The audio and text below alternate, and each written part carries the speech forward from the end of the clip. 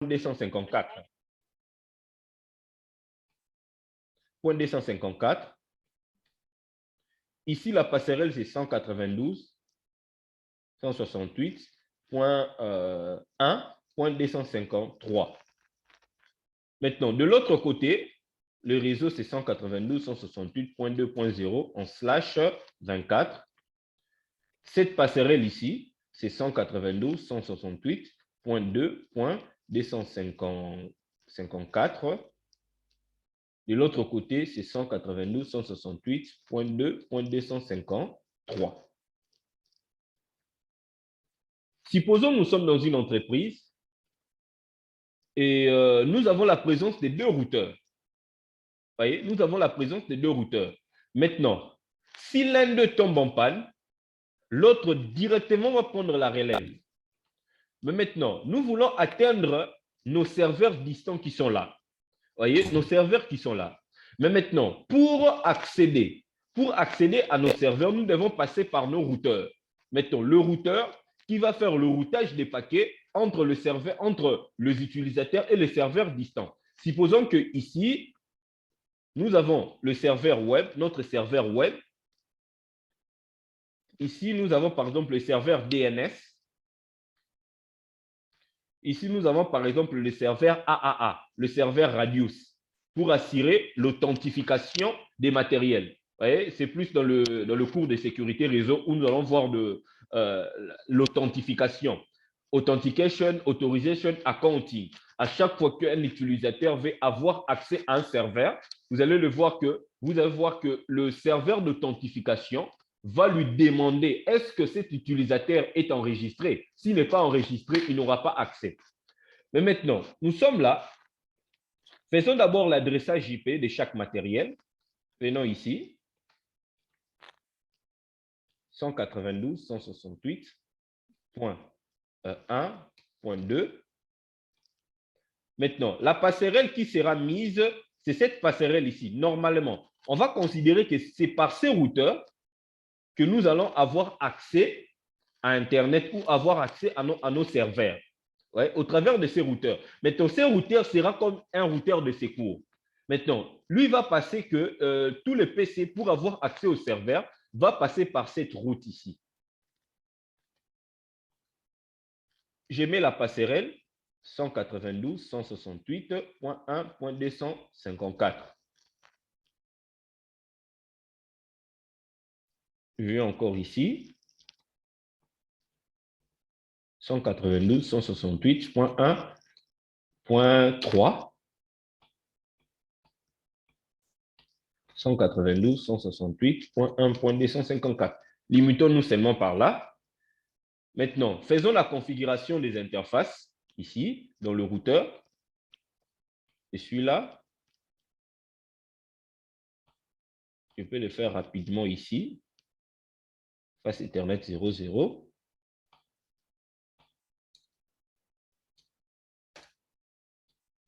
Conft et int fa/0. Je fais la configuration de la passerelle par défaut. Comment configurer un routeur et comment configurer une passerelle par défaut qui consiste à donner à une interface une adresse IP qui va permettre le pont entre les réseaux A et le réseau B. 192.168.1.254. Non. IP adresse 192.168.1.254. 255.255.255.0 en /24 et j'active avec nos shutdown. Je configure de l'autre côté.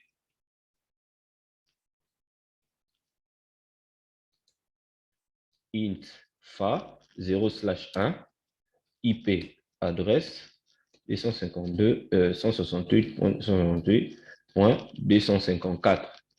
255.255.255.0. No shutdown. J'active l'interface. Vous voyez, l'interface est activée. Je viens ici, de l'autre côté, je le fais rapidement. Ici, 192.168.2. Non, point 1, 1.254. 192.168.1.253. Ici, de l'autre côté, c'est 253. Ici, c'est 192.168.253.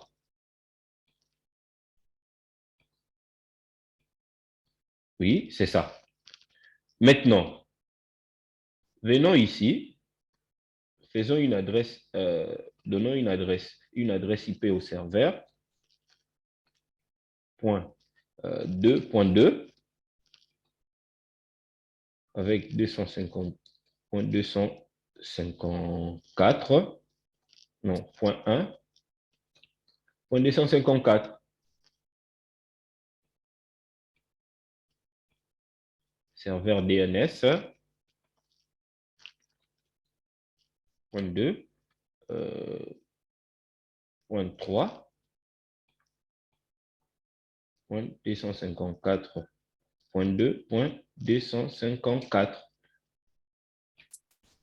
Maintenant, essayons de voir par quel chemin le paquet passe pour atteindre la destination. Allons dans la ligne de commande avec la commande tracer. Tracer nous permet de voir les étapes par lesquelles notre paquet passe pour atteindre la destination. Chaque matériel, il peut passer par un routeur, deux routeurs, tout dépend de notre configuration. Je vais par exemple tracer route 192.168.2.2 pour atteindre. Regardez, il passe par quoi? Par ces routeurs. Il passe par ces routeurs. Vous voyez, si j'ai fait un ping 192.168.1, non, point 2.2, vous voyez, ça marche. Maintenant, attendez que j'enregistre d'abord la configuration avec la commande de write. Maintenant, supposons que ces routeurs tombent en panne. Hein, je l'éteins ici. Supposons que ça tombe en panne. Regardez, le lien est maintenant down. Qu'est-ce que nous allons faire? Essayez d'abord de pinguer 192.168.2.2.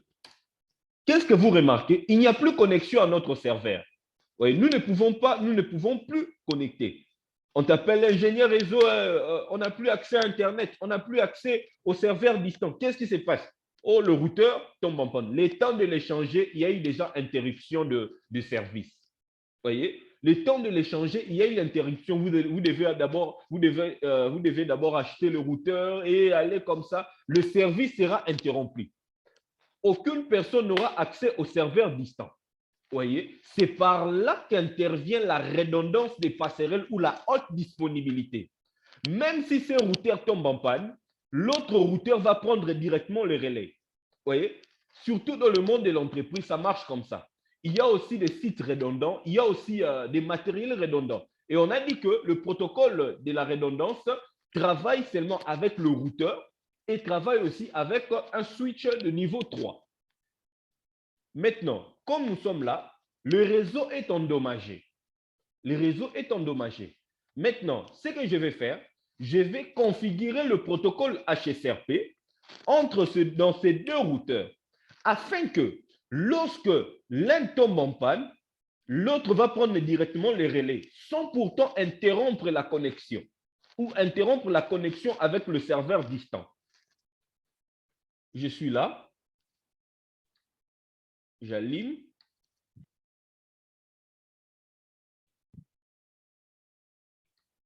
On attend. Je viens de l'autre côté.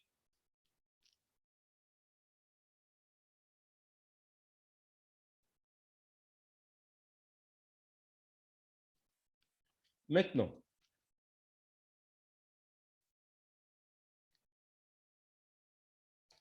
je vérifie d'abord les interfaces qui ont été configurées. Show IP interface brief. Vous voyez, on a des interfaces Fast Ethernet 0.0 qui est up et 0.1.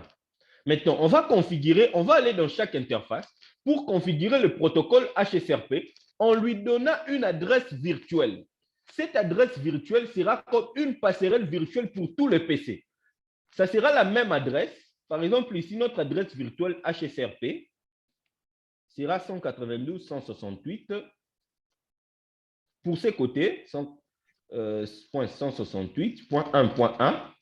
Pour l'autre côté ici, l'adresse HSRP sera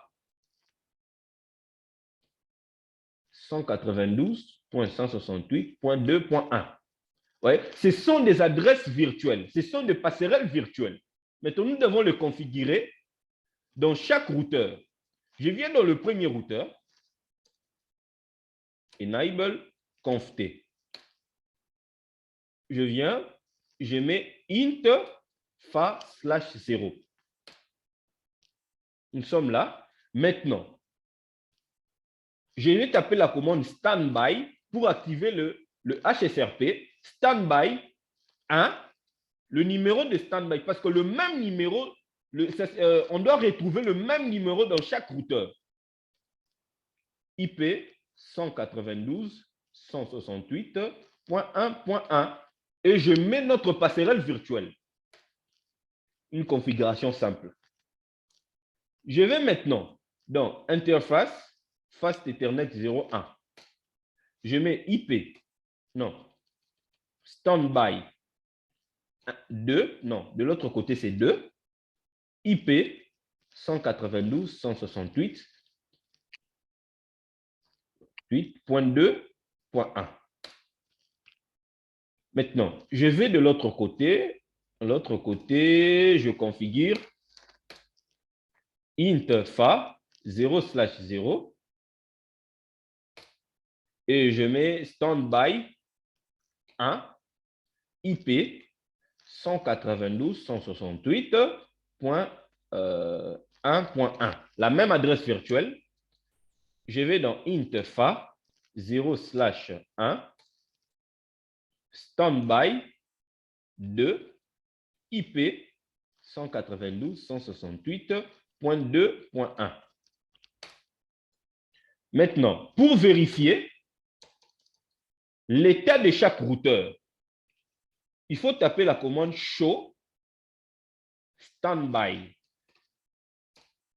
Show standby, on nous montre que ces routeurs est standby. Cela veut dire quoi? Tous les paquets ne passent pas par lui. Normalement, ils doivent passer par lui. Et ici, on nous montre ici, show standby.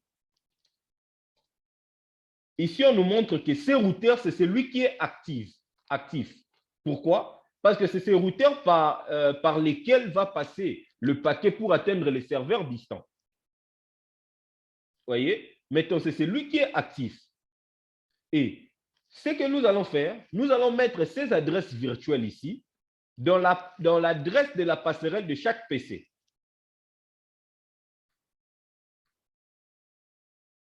Ici, je change 1.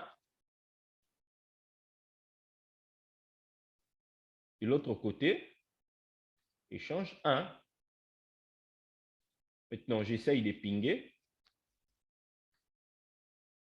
Ping jusqu'au serveur distant. 2.2.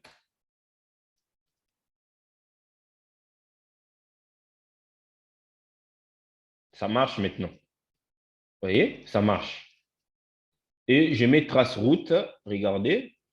Trace route 192.168.2.2. Vous voyez, il passe par le routeur 1, le premier routeur. Vous voyez, maintenant, lui, il est actif et l'autre est stand-by.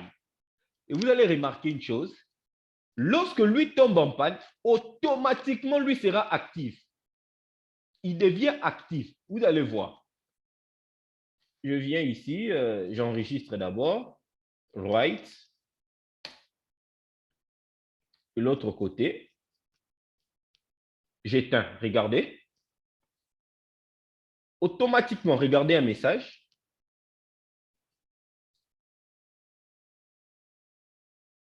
automatiquement, regardez le message, il devient actif. On nous donne un message que ce routeur maintenant, c'est celui qui est actif. Show IP, non, show standby. Vous voyez, automatiquement, il devient actif parce que celui, lui, il est tombé en panne. Ce routeur est tombé en panne. Maintenant, si nous essayons de pinguer, ping 192.168.2.2.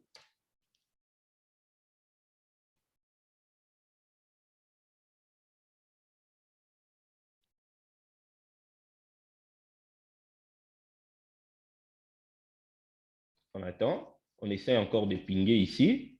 Point 2.1 normalement, et je m'excuse. Pardon? Point 2.1 normalement. 192, Ici. 168.2.1, voilà. Oui, oui. Merci.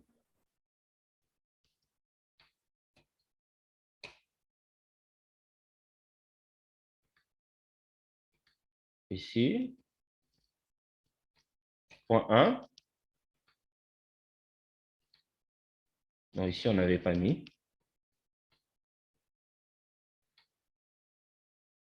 Automatiquement, lui devient stand-by. Essayons de pinguer.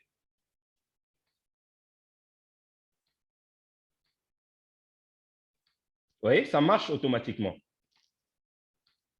voyez, si je ping 192.168.2.2. Vous voyez, automatiquement, ça marche. Si je fais trace route,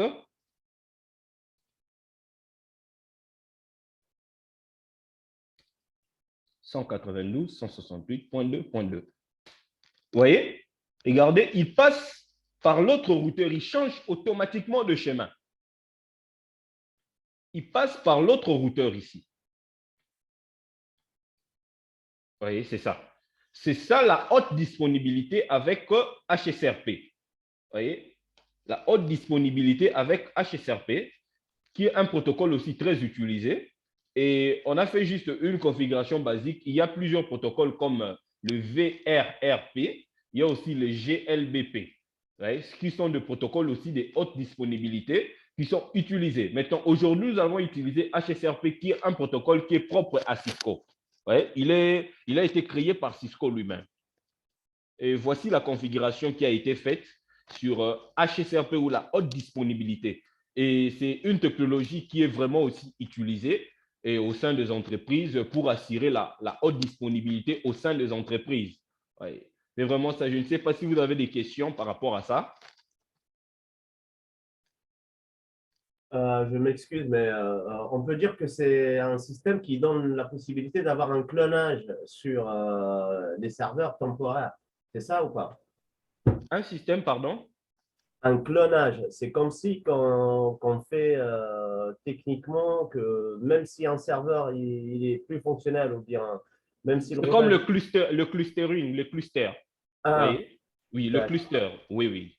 C'est le Ah, cluster. Même si un serveur, on peut le faire aussi dans beaucoup de choses, même dans le firewall, on peut aussi l'implémenter. On peut aussi implémenter cette technologie de haute disponibilité, voire même dans la formation de FortiGate qu'on va lancer. Et il y aura aussi cette technologie de HA, ou la haute disponibilité, qui va permettre, lorsque un firewall tombe en panne, l'autre va prendre directement les relais sans pourtant interrompre la sécurité. Toutes les configurations qui seront faites dans un firewall seront automatiquement transférées vers celui qui est le firewall de secours. excellent. Excellent, merci. Merci. Je ne sais pas, vous avez encore des questions? Pour moi, non, mais je ne sais pas si… Mais ça peut nous aider réellement à avoir la possibilité de ne pas avoir des problèmes. Et est-ce qu'on a déjà la possibilité de créer 3 ou 4 systèmes de sécurité, comment dirais-je, de dépannage réellement? Ou bien on a la possibilité d'avoir juste 2 serveurs qui, si l'un de ces serveurs-là il tombe, l'autre il marche directement en clonage. On peut le faire avec plusieurs serveurs, même plusieurs routeurs. Vous voyez? Même si 2 tombent en panne, et il y aura un d'eux va prendre directement le relais. De même aussi avec le serveur. C'est la même chose. Ça dépend avec les outils qu'on est en train de l'utiliser, de l'installer, c'est ça, quoi. Tout dépend des outils. Oui, Ah c'est ouais. ça. Ah, Tout dépend maintenant des outils. merci. Merci. Je vois ici M. Angelo qui veut parler, je pense bien. Oui, bonsoir. En arrière, désolé. Comme j'ai pris mon cours, et mon réseau bug un peu. Faut dire que je voulais que vous repreniez un peu sur les switches de niveau 3 et puis le routeur de niveau 3. Je n'ai pas bien compris là-bas et puis le réseau m'a lâché. Merci beaucoup. Le switch niveau 3, comment ça? Oui, oui. La différence est le routeur niveau 3. Ah oui, oui, oui, oui. Il y a une différence entre un switch de niveau 3 et un switch multi-layer. Vous voyez? Maintenant, il y a aussi une différence entre un switch de niveau 3 et un routeur. Maintenant, un switch de niveau 3, lui, travaille comme un routeur, mais pas à 100%. Il ne peut pas accepter certaines fonctionnalités ou il ne peut pas travailler à 100% comme un routeur. Parce qu'il y a certains protocoles de routage qui ne sont pas pris en charge dans le switch de niveau 3. Certains travails de routage que le routeur peut faire, mais pas le switch de niveau 3. Maintenant, le switch de niveau 3, c'est un switch qui travaille dans la couche 3 et de la couche 2 du modèle OSI. Maintenant, il y a des types de switches comme de switch multi-layer. Cela veut dire multi-layer à multi-switch, multi-couche. Ça veut dire qu'il travaille non seulement dans le niveau 2, niveau 3, et il va au-delà du niveau 3. Vous voyez, c'est ça.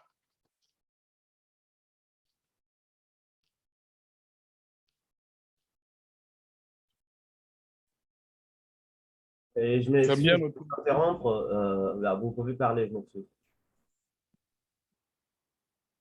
Oui, je suis là, je vous écoute. D'accord. Juste, je veux bien poser la question parce que ce qu'on est en train d'avoir comme des problèmes actuels et dans notre monde et dans notre vie et dans la guerre de cybersécurité en général, c'est que ce système-là, réellement, il est énormément trop fonctionnel et disons que ça s'adapte avec les outils qu'on est en train d'acheter pour les déployer sur ce système ou bien sûr la société qu'on est en train de sécuriser.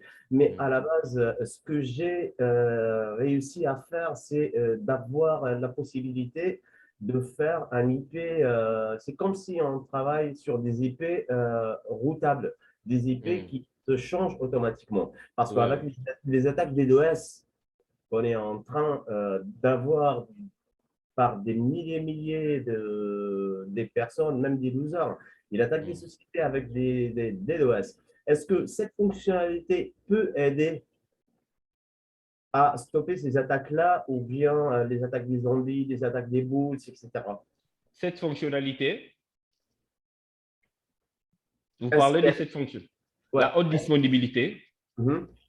Non, la haute disponibilité maintenant, lui ne peut pas aider ou ne peut pas bloquer les attaques. Lui, il assure juste la haute disponibilité au niveau des passerelles, soit du routeur, soit comment je peux dire, des firewalls. Maintenant, le firewall va permettre de bloquer certaines attaques. Par exemple, il y a une formation qu'on va lancer là sur FortiGate, du firewall de FortiGate, comment configurer un FortiGate pour qu'il assure la sécurité de toute une infrastructure. Il y a FortiGate, il y a PF5, il y a aussi ASA Cisco, vous voyez, pour assurer la sécurité. Maintenant, pour qu'il n'ait pas, pour qu'il n'ait pas une disponibilité, parce qu'une fois qu'un firewall tombe en panne, vous voyez, et le réseau peut être aussi endommagé, peut être aussi attaqué, vous voyez, et voilà pourquoi, si l'un tombe en panne, directement l'autre prend les relais. Il y a 1000 chemins de passer pour atteindre la destination.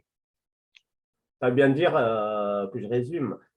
Si la disponibilité elle est en train de jouer réellement dans le système que j'ai installé, par exemple, je dis ça comme par exemple, et j'aurai des attaques DDoS normalement, l'autre serveur, il aura un IP différent que l'attaqueur. Il aura plus la possibilité de stopper le travail que je suis en train de faire. Je parle en général, par exemple, comme des centres d'appel, à téléperformance ou n'importe. Vous voyez ce que je veux dire normalement? Ah oui. Qui est là? Oui.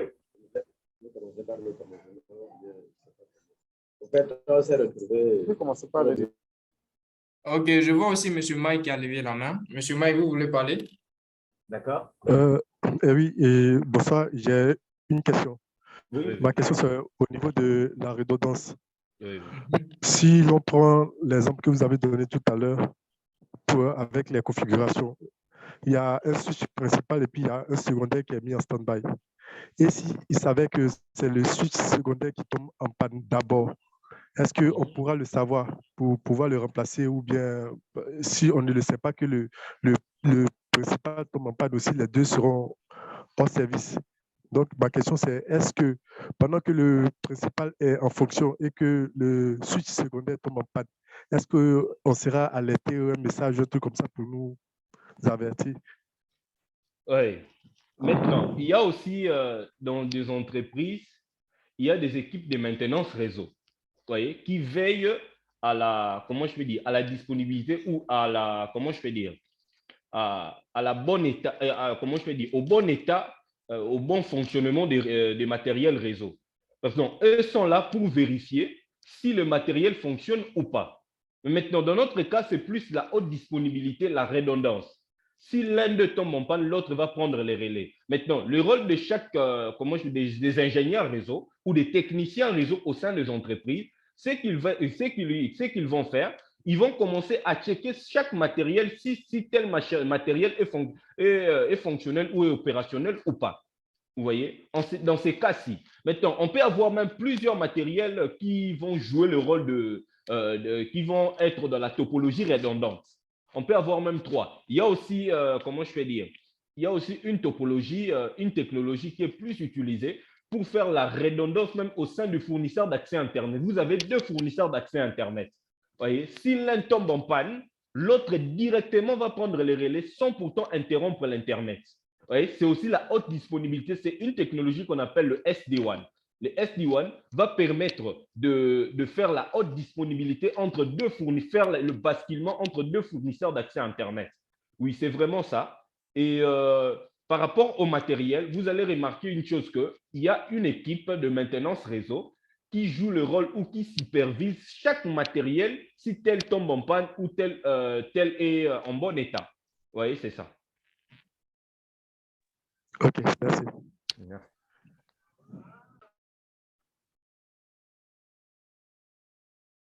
Il y a encore des questions?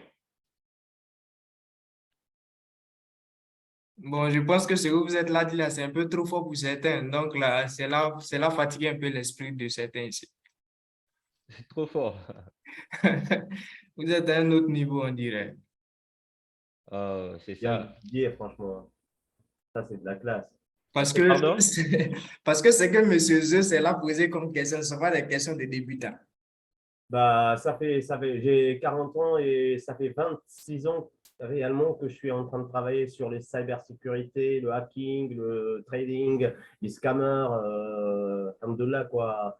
Je travaille bien sur Internet, mais la sécurité humaine en a besoin à nos jours pour avoir la possibilité de travailler, de créer des sociétés, etc.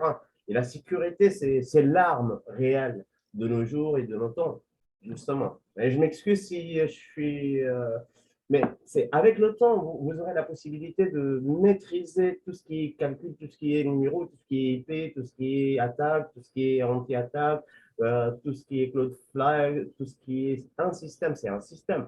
Mais c'est la logique que ce monsieur, et merci bien à ce qu'il est en train de faire, il utilise tout ce qui est logique dans la vie réelle. Et c'est là qu'on peut dire, c'est l'algo réellement. C'est ça l'algorithme, c'est ça la réalité. Merci Bien, beaucoup. merci beaucoup, surtout. Ah, je vous en prie, mes remerciements, ils sont à vous. Merci. OK. Monsieur Daniel, vous avez fini? Oui, j'ai fini. J'attendais que juste des questions par rapport à la haute disponibilité. Ah, d'accord. Je pense que c'est un peu trop fort. On va passer à une petite pub et puis on revient. Ouais. Hmm. Bienvenue à l'Académie. Nous allons vous faire une présentation complète de l'Académie. Donc, à suivre jusqu'à la fin. Vous avez ici une formation en pentest en boîte noire, ransomware et décryptage, protection d'entreprise, cyber défense, enquêteur informatique. La formation se fait à Lyon. Vous avez toutes ces compétences pratiques. Nous avons aussi des rentrées académiques où à la fin vous êtes embauché au sein de l'entreprise Mail Academy avec un contrat, bien sûr. Et vous êtes formé en OSCP, en CCN Enterprise, en administration système d'entreprise également. Les formations partent de 480 000 à 100 000 francs. Donc, vous avez la possibilité de souscrire à ce forfait-là. Aussi, vous avez ici des formations avec souscription 25 000 par mois, 15 000 par mois, 10 000 par mois pour bénéficier de certaines formations également. Nous avons aussi des livres que nous proposons aussi, des livres AKS professionnels écrits par un AKS professionnel quasiment pratique. Aussi, formation en WordPress. Vous avez tout ça sur le site gsemail.com et à Mail Academy. Merci. Bon, bienvenue à tous encore. J'espère que la publicité ne fatigue pas certains. Je pense qu'on va pouvoir démarrer tout à l'heure maintenant. On va passer du réseau à rentrer dans la sécurité informatique. Bon, quand je parle de sécurité informatique, je parle plus de pentest et tout ce qui va avec, et des méthodes de pirates et aussi de comment est-ce qu'on peut aider nos frères aussi qui sont dans le réseau, parce que pour tous ceux qui font la sécurité informatique, j'explique un truc, parce qu'en Afrique, on a un certain problème, je le dis, c'est que lorsqu'on veut faire du hacking, on oublie que le réseau est important. Maintenant, à Mail Academy, on met le réseau et le hacking ensemble. Donc, on oblige tout le monde à pouvoir le faire parce que le réseau est d'abord. D'abord, tu peux même pas faire de hacking sans être dans un réseau. Ça, c'est impossible. Donc, tu es obligé d'abord d'être dans un réseau avant de faire d'abord un hacking. Quand je dis d'être dans un réseau, ça ne veut pas dire venir là-bas physiquement. Je veux dire quoi? Que s'il n'y a pas de réseau qui a été mis en place, tu ne peux pas dire que tu vas venir faire du pen test ou bien du hacking. C'est vraiment très important à savoir, surtout lorsque nous sommes des hackers. Et la première des choses, lorsqu'on nous parlons de sécurité en entreprise déjà, nous devons savoir, je serais tenté de poser la question de savoir qu'est-ce qu'une entreprise plutôt et quels sont les fonctionnements d'une entreprise déjà. Déjà, lorsqu'on parle d'entreprise, on parle là d'une petite combinaison. Moi, je ne fais pas trop de démonstrations. On va faire une petite démonstration tout à l'heure avec un RAT. On va voir comment est-ce que les hackers arrivent à voler des données avec des RAT. Je vais utiliser un RAT moins puissant. Parmi les centaines que j'ai, je vais utiliser le RAT le plus divulgué en griffe pour être dans l'éthique des choses. Donc, je tiens à préciser ça déjà. Donc, déjà, lorsqu'on parle de fonctionnement d'entreprise, lorsqu'on parle d'entreprise déjà, on parle de réseau déjà, parce qu'une entreprise est d'abord définie comme un réseau déjà de personnes interconnectées. Ça, je rentre un peu dans la partie hacking déjà. Ce qui veut dire qu'une entreprise fonctionne via une administration également. Vous allez remarquer une chose, c'est que lorsqu'on parle de réseau, on fait référence aussi à une chose ou un thème bien précis qu'on appelle l'administration aussi. Ce qui est beaucoup développé dans les entreprises. Donc, vous allez entendre parler de Active Directory, donc de Windows Server 2012. Bon, ça, c'est pour certains. D'autres utilisent encore le 8. D'autres sont actuellement dans le 19 parce que le 22 n'est pas encore bien propre. Sinon, d'autres sont aussi dans le 22, donc dans le 2022 également. Donc, en matière de sécurité, nous avons un peu des apports de connaissances là-dedans. Je tiens à préciser aussi une chose, c'est que la première maîtrise d'un hackers white, plutôt, la première maîtrise d'un hackers black qui veut entrer dans des réseaux d'entreprises, c'est d'abord maîtriser ce que les entreprises font comme configuration. Donc, ils connaissent d'abord ce qu'on appelle l'administration. Donc, pour ceux qui veulent faire le hacking white et qui ne connaissent pas trop l'administration, qui ne savent pas comment est-ce qu'on crée les réseaux d'entreprise, c'est dangereux. Surtout pas dans les pentests d'entreprise. C'est très dangereux. Parce que tu ne sais pas comment on déploie un réseau, tu ne sais pas comment on accorde des droits et qu'est-ce qui se passe et tout. C'est dangereux. Je tiens à préciser ça. Et même lorsqu'ils rentrent dans les réseaux d'entreprise, on appelle cela le vol d'accès.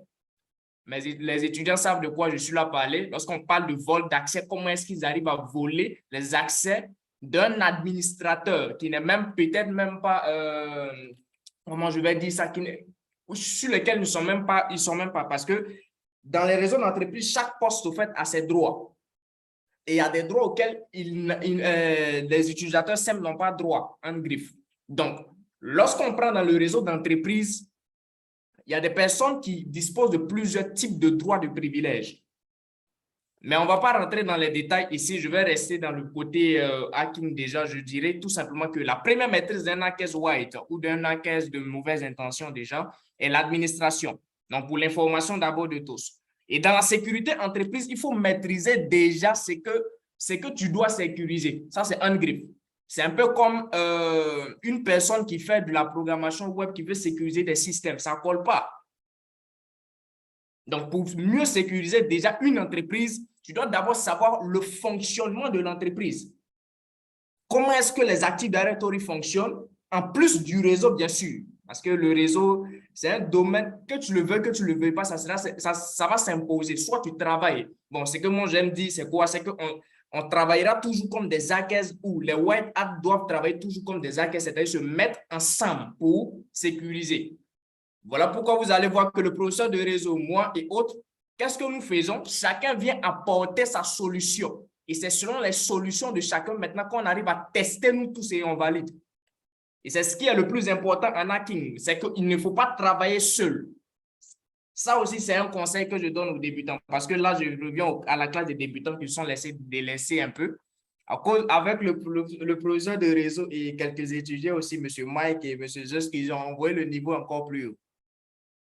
Et dans l'une de mes citations, je disais comme cela que les experts en sécurité informatique, ça c'est pour les experts maintenant, lorsque vous voulez travailler dans la sécurité informatique, l'une des choses que j'ai remarqué, c'est que vous voulez toujours courir derrière les nouvelles vulnérabilités. C'est tout ce qu'on nous a appris.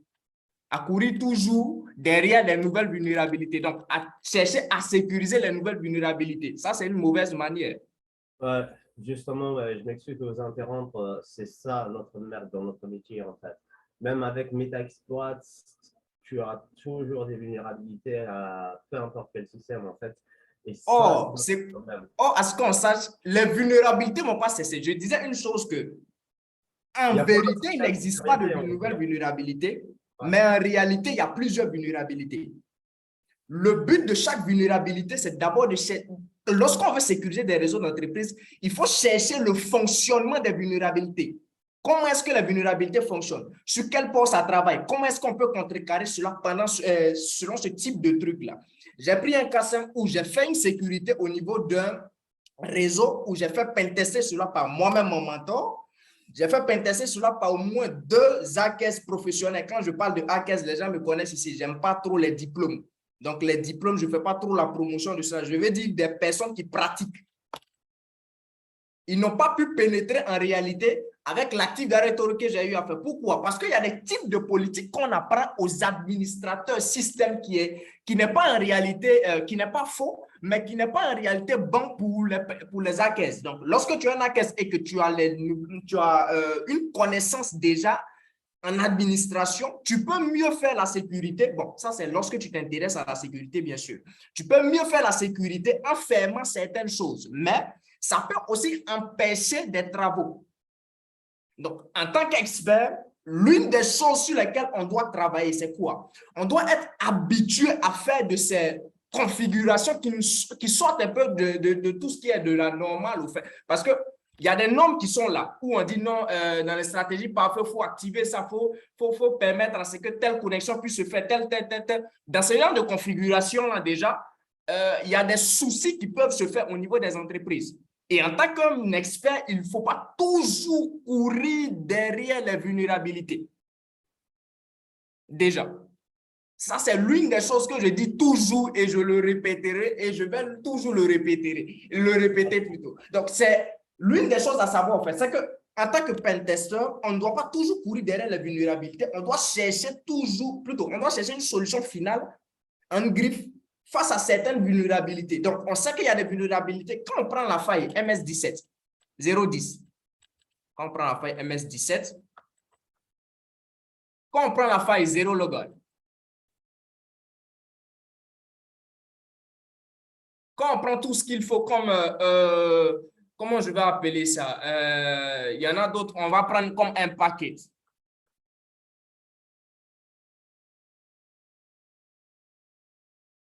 dont je ne vais pas faire sortir les noms ici. Lorsqu'on prend tous ceux-là, ils ont quelque chose en commun. En fait, c'est comme cela maintenant que nous, les AKES, on doit travailler maintenant. C'est-à-dire les AKES de bonne intention, bien sûr. On doit travailler de cette manière. Ils ont quoi en commun? C'est selon ça maintenant qu'on va définir des règles de politique de sécurité qu'on va appliquer aux réseaux d'entreprises pour ne pas que ces réseaux d'entreprises-là soient vulnérables à ce type d'attaque-là. Très important à savoir. Et lorsque le hacker arrive à rentrer à distance dans les réseaux d'entreprise, il y a des choses qu'on appelle comme, par exemple, le pivoting. Mais là, il y a des types de configurations à faire. Et si tu ne sais pas les faire, ce n'est pas un truc qu'on apprend du genre, du genre facilement. C'est là qu'on rentre un peu dans le pentest en boîte noire parce que là-bas, tu as l'esprit d'un pirate, un griffe. Mais dans le but de faire la sécurité. Et lorsqu'on te parle de pivoting, ça veut dire quoi? Tout simplement, il y a des configurations de plus à faire parce que ça ne suffit pas de faire ça, sinon tu vas échouer, ça c'est clair. Mais lorsqu'on parle de pivoting, on veut parler d'un mouvement où tu hackes des entreprises par des ordinateurs qui sont dans l'entreprise. En griffe, c'est quoi ça? Je vais dire quoi par là? Je vais dire tout simplement qu'on est ici, tout simplement en tant qu'un hackers, bien sûr, un hackers white. Parce qu'on ne fait pas de promotion de pirates ici. Parce que la plupart des jeunes, lorsqu'ils écrivent, je lis des fois les conversations avec la plupart, lorsqu'ils viennent échanger avec le commercial et tout, ou bien la secrétaire, ils parlent toujours de piratage. Bon, on ne fait pas le piratage, nous on fait de la sécurité. Donc, j'explique ce que je veux dire. Un hacker peut être ici dans un réseau A. Ici, voici un réseau B qui est là. Vous voyez, j'emploie le thème de réseau. Ça, je parle au débutant. J'emploie le thème de réseau. Pourquoi je parle de réseau? Parce que c'est très important. Je continue. Et ici, voici par exemple un serveur. Je prends un serveur par exemple 2019. Ce n'est pas parce que tu utilises un serveur 2019 que tu es exemple des attaques. Non. Tu peux utiliser son 2023, même on t'attaque avec ça. Même le 2022 qui n'est pas encore bien sorti, on a déjà des vulnérabilités dessus. Il est déjà testé. Monsieur, je peux poser une question? Oui. En fait, c'est bien et c'est excellent de bien préciser que j'utilise un système de 2019. Parce que les personnes qui sont avec nous, peut-être qui sont en train de poser la question, c'est quoi la différence réellement entre un système créé 2019 et un système créé 2020? Juste, je veux bien préciser que les systèmes, et selon le système qu'on est en train de déployer à notre serveur, ça donne la possibilité d'augmenter la possibilité pour les hackers d'y intégrer ou bien d'y entrer à notre serveur ou pas. Oui, ça a un rapport avec, par exemple, si on utilise Kali Unix, par exemple, ou bien Ubuntu, ou bien Debian, ou bien CentOS, ça se défère. C'est clair. Merci, je m'excuse. Donc, on continue déjà d'ici. Donc, même si tu utilises un serveur 2022, ce que j'ai déjà hacké, ça, c'est pas… Bon, quand je parle de hacker, je vais dire dans le but de la sécurité, bien sûr. Voilà, on ne fait pas de piratage ici. Donc, j'explique ici et que tu as un Windows 11. Les étudiants le savent très bien. Même si tu as un Windows 11, ton Windows 10, ton Windows 8, ton Windows 7 ici, tout simplement, que vous êtes tous connectés ici, plus du réseau, bien sûr. Lorsque le hacker veut pénétrer le réseau d'entreprise, il n'a pas besoin de pirater quelqu'un qui a tous les droits. Je prends un cas simple. Si c'est le Windows 11 qui a tous les droits, ici, je mets TD ici, donc qui a tous les droits ici, même si le hacker arrive à pénétrer le réseau, le Windows 8, il peut tout simplement récupérer les accès de celui-là par des choses qu'il va créer dans l'entreprise.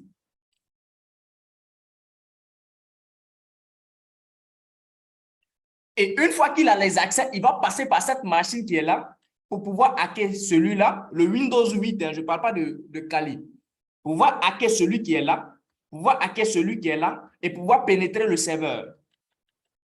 Donc, la notion du hash, de MD5 et tout ça ne sont pas des choses sur lesquelles je vais revenir parce que ce sont des choses que vous devez avoir dans la tête ou bien si vous n'avez pas, vous devez tout simplement apprendre ça. Donc, ici, déjà, lorsqu'il a accès ou bien il a pu faire tout ça, c'est par la faute d'une configuration qui a été faite, hein, mais par l'administrateur système cette fois-ci.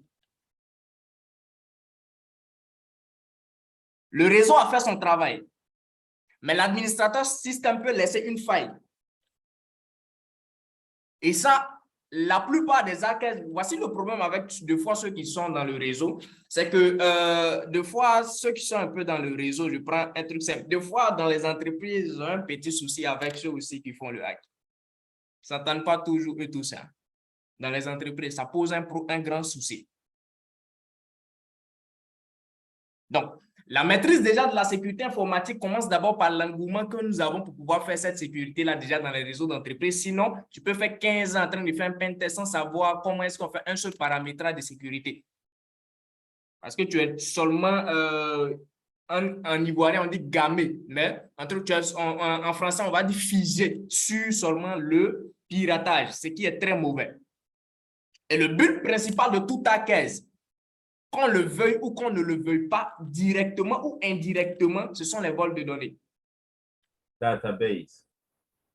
On ne joue pas avec ça. Tu le veux, tu ne le veux pas.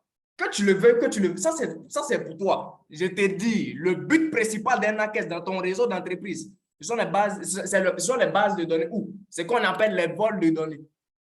Et lorsqu'on parle de vol de données, d'autres pensent qu'ils vont voir un hacker en rouge, blanc, noir en train de voler. Bon, non, non, ça sont les images qu'on vous montre. Lorsqu'on parle de vol de données, on parle de téléchargement illégal, c'est tout. Et on va faire une pratique là, vous allez voir un peu comment est-ce que, mais je vais utiliser un truc simple, hein. Je ne vais pas aller sur Kali en train de me fatiguer là-bas. Je vais utiliser un utilitaire simple et aussi, sachez une chose, un hacker sans outils est un... Pourquoi je vais parler? Mais je vais dire tout simplement qu'un hacker doit avoir des outils quand même pour pouvoir faire certaines choses. C'est important. Ce que je vais faire, je vais utiliser un RAT, mais le RAT le moins dangereux. Parce qu'il ne faudrait pas qu'on nous bloque à cause de ça. Tiens, préciser ça. On va utiliser un RAT ici. Très important. Pour ceux qui ont activé leur micro aussi. C'est un politique, ça. Ça sera encore plus mieux. Oui. Franchement, je vous remercie. Hein. C'est bien intéressant ce que vous êtes en train de faire. C'est la classe. Merci beaucoup, surtout, monsieur. C'est-à-dire comment ils vont faire pour pouvoir... Donc, on va faire une petite pratique. Là, vous allez voir un peu comment est-ce que les vols de données... C'est facile, hein, c'est même pas compliqué. Lorsqu'un hacker, je disais une fois, j'étais là à discuter avec des experts, je leur disais une fois que si un hacker veut rentrer dans ton réseau d'entreprise, ça c'est quand tu dis non, je ne veux pas, ça c'est ton problème. Quand lui doit rentrer, il va rentrer, même si c'est pendant 15 ans. Il va rentrer. Et c'est ce qui est dangereux des fois. On va voir un peu comment est-ce que ça se fait. Je vais déjà utiliser un RAT. Lorsqu'on parle de RAT, je tiens à préciser chez tout le monde déjà que c'est tout simplement un utilitaire utilisé voilà, pour pouvoir créer. C'est comme un créateur de virus en griffe. Ce n'est pas grand-chose. Il n'est pas aussi compliqué à paramétrer. C'est juste un utilitaire simple. Voilà, simple. Il est vraiment très simple à utiliser. Je vais le démarrer. On va faire quelques pratiques. Vous allez voir un peu comment est-ce qu'il fonctionne et comment est-ce que nous, en tant que hackers, nous devons remédier à ce genre de choses-là. Je ne vais pas trop rentrer dans les détails de sécurité, mais je vais quand même frôler cela. Vous voyez ici déjà, je vais activer le port qui est là. C'est le NGRAT, c'est tout ce qu'on va utiliser. On va builder tout simplement. C'est mon voilà. meilleur. Parce que si on essaie de rentrer dans d'autres choses, ça ne va pas arranger beaucoup de personnes ici, y compris nous-mêmes. Juste pour dire, et je m'excuse bien de vous interrompre, mais juste pour une petite minute, pour mes frères qui sont en train d'écouter, le 1Girat, il est bien commercialisé avec des cybersécurités qui sont bien connues au monde et c'est pour cela qu'on essaye d'utiliser ce service-là juste pour prouver si on a des failles de sécurité ou pas. Justement, c'est justement ça. Pour la sécurité, bon, on essaie sinon, ceux qui sont dans le domaine savent qu'il n'est rien face à ce concept. Il n'est vraiment rien. Parce que, bon, le NGRAT en soi-même n'est pas assez puissant que ça, en griffe. Il est assez médiocre, en griffe, je peux dire ça comme ça. Ça dépend aussi de son utilisation parce que selon l'utilisation aussi, d'autres personnes peuvent vouloir l'utiliser à un niveau très élevé. Là, on parle d'autres choses aussi. Mais on ne va pas aller là-bas. C'est comme la vie. Si Voilà. on donne de l'argent, on peut faire énormément trop des trucs qui sont bien et des trucs qui sont mal. Et ça dépend avec la personne qui utilise ce qu'on a fait tout court. Justement. Donc, je vais juste démarrer ici. Vous allez voir un peu comment est-ce que ça fonctionne. Je vais démarrer ici avec le port. Attendez. D'autres vont me dire, mais il est là fait quoi là-bas? Je vais là faire quelque chose. Je vais juste faire un petit paramétrage, c'est tout. On va utiliser ici un autre RAT parce que le NGRAT que j'ai pris là, je ne le sens pas tout. OK. Donc, on patiente juste ici. Je starte déjà. Donc, vous puissiez voir un peu comment est-ce qu'il fonctionne. OK. Ce que je vais faire tout simplement, au lieu d'utiliser un NGRAT pour vous dire qu'on n'a pas que ça, ou plutôt, c'est pas que ça. Il y a aussi ce qu'on appelle un CIRAT aussi. C'est juste un débutant aussi. C'est pas aussi élevé que ça en termes de connaissances. Et il est très haut, efficace pour les téléphones. Voilà. Donc, ce qu'on va faire ici, je vais juste mettre le port, le même port que j'avais mis qui était le 10. Ici. Lui, il est plus adapté surtout, parce qu'il y a deux types, mais lui, il est plus adapté. Celui que je vais utiliser est plus adapté au truc, comment je vais dire ça à la base, aux ordinateurs. Je vais l'appeler ici Ansirat. OK. Simplement, une fois que je finis de le builder, on reste toujours ici. Les autres vont voir ici. Moi, je vais l'exécuter ici, sur une machine ici.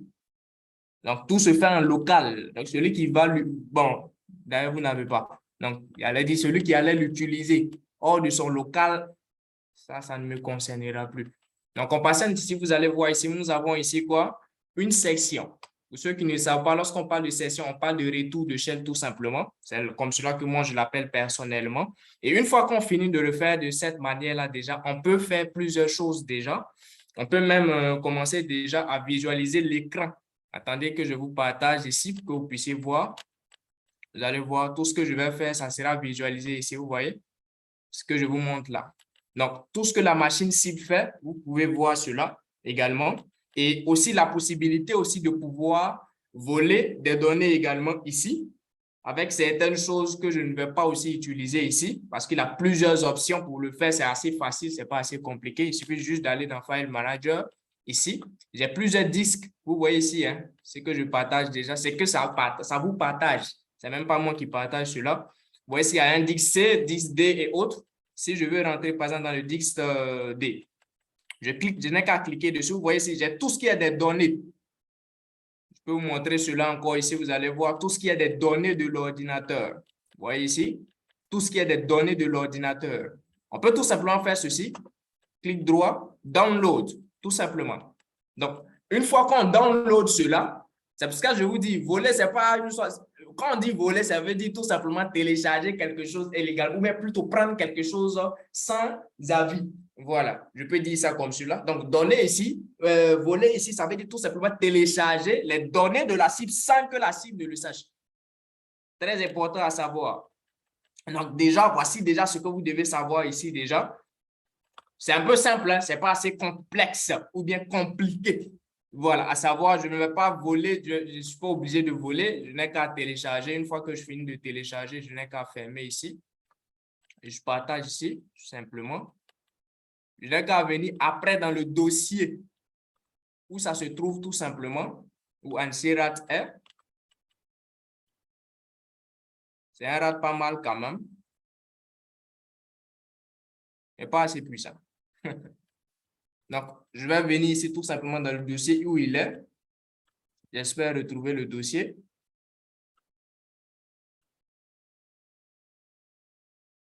OK. Bon, on dirait que je n'ai pas gardé le dossier. Attendez que je puisse voir ici. On va voir tout simplement là. Je pense que c'est ici que je l'ai mis, si je ne me trompe pas. OK. OK. OK. Bon, je ne pense pas que ça soit là-bas. OK. Donc, je ne le vois pas. Je ne sais pas où j'ai mis le dossier tout à l'heure là. qui était là. Merci. Essaye de vérifier directement dans le script. Tu vas trouver le fichier. Oui, oui, c'est ce que j'essaie même de faire. Mais juste, je peux juste dire quelque chose.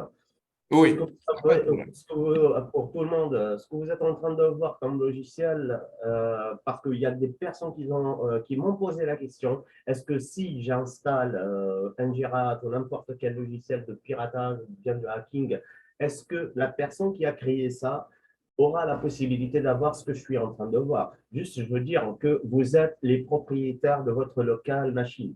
Ça veut bien dire que vous êtes le propriétaire de votre ordinateur et même si vous faites ça, ça n'a rien à voir, c'est juste pour étudier, pour savoir et pour avoir une connaissance. Tout simplement, et je vous remercie, vous pouvez continuer.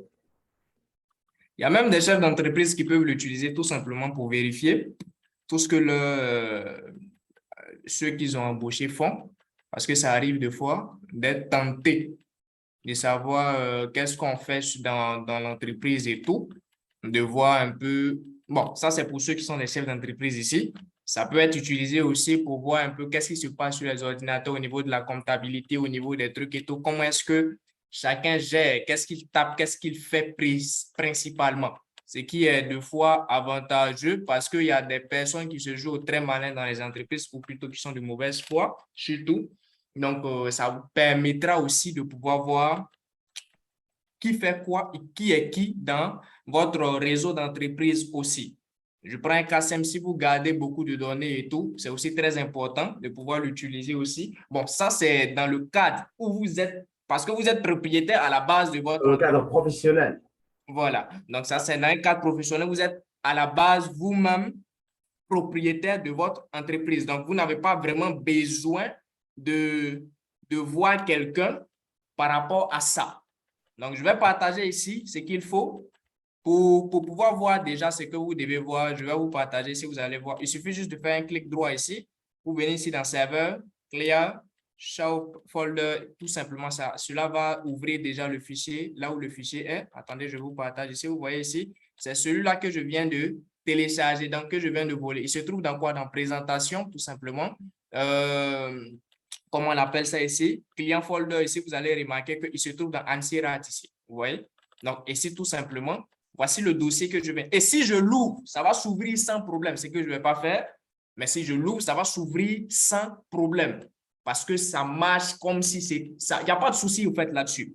Donc, en tant que hacker, vous devez savoir que la première des choses déjà au niveau des entreprises, lorsqu'un hacker arrive à entrer dans une entreprise, donc dans une entreprise plutôt, on parle trop, c'est comme ça.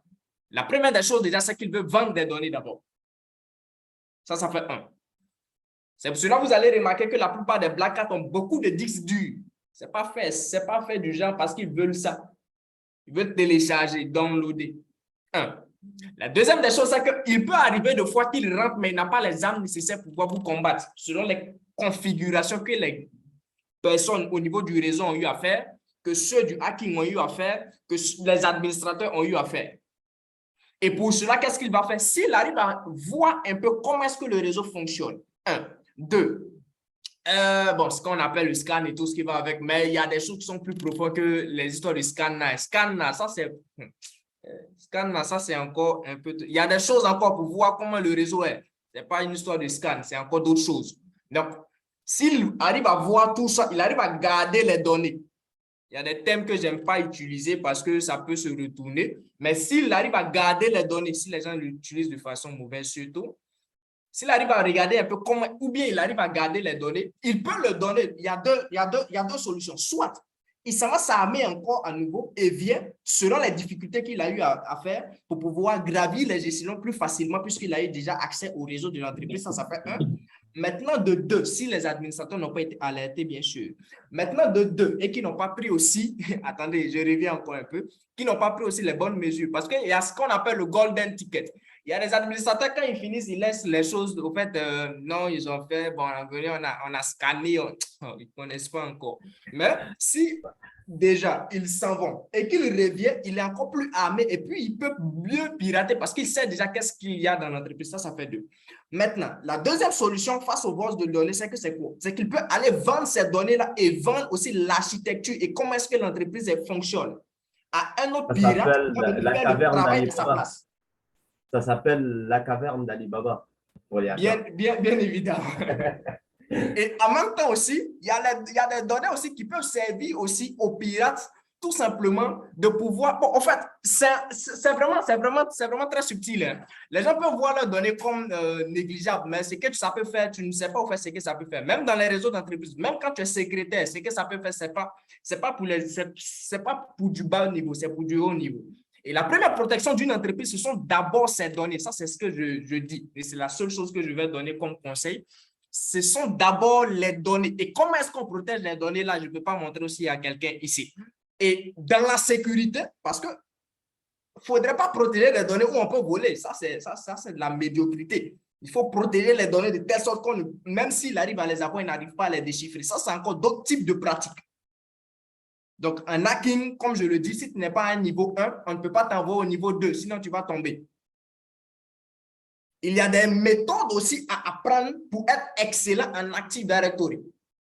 Et lorsqu'on parle d'Active Directory, c'est tout simplement lorsqu'on parle de serveur, Windows Server et tout. Ne vous inquiétez pas pour ça, ce n'est pas compliqué. C'est le meilleur. C'est ce que je voulais tout simplement vous dire. Et vous dire en même temps qu'on a déjà plusieurs choses que nous avons lancées en termes aussi de formation. Je ne sais pas si vous avez des questions. Si vous avez des questions, je suis là, je vais répondre à quelques questions et je pense qu'on va faire les présentations. Parce que tout à l'heure, pour ceux qui seront là, vous-même, vous savez déjà, on aura une formation que nous allons lancer gratuitement déjà, que nous avons déjà lancée. Donc, pour ceux qui sont déjà connectés, je pense que vous êtes déjà dans le groupe, on va pouvoir démarrer là-bas. Ça fait 1 de 2 également. Bon, pour les gens du séminaire, là, vous patientez également parce que on va aussi démarrer avec vous. Et pour les autres aussi, je pense que par la grâce de Dieu, les choses vont aboutir. Maintenant, si vous avez des questions, je suis là, je réponds aux questions en attendant qu'on fasse sortir le document de présentation. Je suis toujours là, mais franchement, je vais bien poser la question parce que je suis en train de voir que toutes les personnes qui sont en train d'assister à cette conférence, c'est de la classe, mon frère. Je vous rassure, vous êtes les meilleurs à bien expliquer aux gens qu'est-ce qui est réellement en cybersécurité. Le cybersécurité, on sait bien qu'on est en train de galérer tous les jours, mon frère. Tous les jours, avec des sociétés qui ont de l'argent et qui ont des gateways. Des gateways, ça veut bien dire des passerelles de paiement, ça veut bien dire qu'ils ont une société, des sites internet et qu'il y a des clients qui sont en train de payer avec leur carte de crédit. Et c'est pour cela que tout à l'heure, j'ai bien précisé que si un hacker aura la possibilité d'accéder à les informations des clients de la société que tu es en train de sécuriser, ça sera la merde pour la société. Parce qu'il y en a d'autres même, qu'est-ce qu'ils font? Ils peuvent même, d'autres savent pas l'importance qu'il faut au niveau des mails. Ton mail seul, c'est que ça peut faire. Bon, ça c'est pour ceux qui ne consultent pas trop les mails ici. Sinon, ton mail seul, on peut te faire on peut virer tout ton argent bancaire avec leur mail. En fait, il y en a d'autres qui ne le savent pas, en fait. Donc, arriver à un certain niveau de sécurité, lorsqu'on dit certaines choses, pour ceux qui ne sont pas dans le domaine ne peuvent pas comprendre. Et lorsque tu rentres dans le domaine, tu vois qu'il y a des types de connaissances qu'il faut avoir. Lorsqu'on parle des scammers, la plupart des hackers white n'aiment pas s'approcher des méthodologies de vol. C'est dangereux. Mais tu ne sais pas déjà comment est-ce que le gars il fonctionne. C'est dangereux. Tu fais comment? Ils viennent, les bâtards, mon frère. Rapidité, simplicité, efficacité, ils se cassent. Direct. Ça, c'est clair. Parce qu'à la base, déjà, l'une des choses que vous devez savoir, c'est que vous-même, vous devez connaître, mais comment est-ce que, bon, de vous à moi, un gars qui n'a jamais fait de piratage, comment est-ce qu'il arrive à dévaliser, il arrive à sortir de l'argent de plusieurs comptes bancaires? Ça, tu dois savoir ça. Ce n'est pas pour l'appliquer. Non, ce n'est pas pour l'appliquer. Ce n'est pas pour ça que nous sommes ici. Mais c'est pour savoir comment est-ce qu'on se défend face à ça. Comment est-ce que tu peux proposer des services ou des conseils. Tu peux donner des conseils à des entreprises pour pouvoir sécuriser ou des entreprises comme des banques et tout pour pouvoir faire beaucoup plus de sécurité. Aujourd'hui, lorsqu'on parle de la 3D sécu, ça ne suffit plus. Il y a d'autres choses qui rentrent en ligne de compte encore parce qu'ils arrivent à bypasser ça. Il y a des sites où on achète des données, où on achète plutôt, où on achète, comment je vais appeler ça, des articles sans redirection. À 2DS, 3DS, etc. Les histoires de 3D Sécu, 2FA, tout ça, ils arrivent à passer ça. Et justement, je viens parler de ça parce qu'en fait, il n'y a personne au monde entier qui a créé un système et qui n'a pas laissé sa porte personnelle pour y accéder. Et ça, c'est l'aciblage des vrais hackers. En fait, moi, personnellement, si… Voilà, je vous laisse expliquer. Je m'excuse. Non, en fait, d'autres personnes ne se rendent pas compte de l'impact qu'il y a, surtout au niveau que ce soit de leurs données, hein, que ce soit des systèmes qu'ils utilisent. Il y en a des personnes qui négligent beaucoup ce qu'ils ont. Ce qui est dangereux dans cette affaire-là, c'est que des fois, on te fait rentrer, je prends un cas simple, hein, il y a des sites, par exemple, ils vont te dire, non, on te promet ça. Tu arrives, tu mets les informations de ta carte de crédit, tu mets tout, le CVV et tout ce qui va avec. Tu lances, on te dit, ça a échoué. Tu lances deuxième fois, on te dit, ça a échoué. On te dit, ça ne passe pas. Tes informations vont où? Personne ne se dit que… Mais… Ces genres d'informations-là vont tout simplement dans la base de données des pirates. Ah, et ils ont la possibilité. C'est le database, c'est l'arme réelle au monde entier. Même si on voit les grandes sociétés comme Microsoft, par exemple, elle a déployé des databases au fond de la mer. Justement. Donc, voilà. il y a vraiment beaucoup de choses qui rentrent en ligne de compte lorsqu'on parle vraiment de hacking. Je tiens à préciser que la formation de hacker, ça ne se fait pas en un mois, ça ne se fait pas en 2 mois, ni en 3 mois, ni en 4 mois, ni en 6 mois, ni en… ça se fait continuellement. Donc, si tu veux te former et que tu t'arrêtes seulement à la formation de 6 mois, c'est que tu n'as rien compris de la sécurité informatique. L'informatique évolue à un niveau où toi-même, des fois, nous-mêmes, on s'assoit, on est là à étudier. Un jour, j'ai appelé le professeur de réseau, lui qui vous a donné tout à l'heure.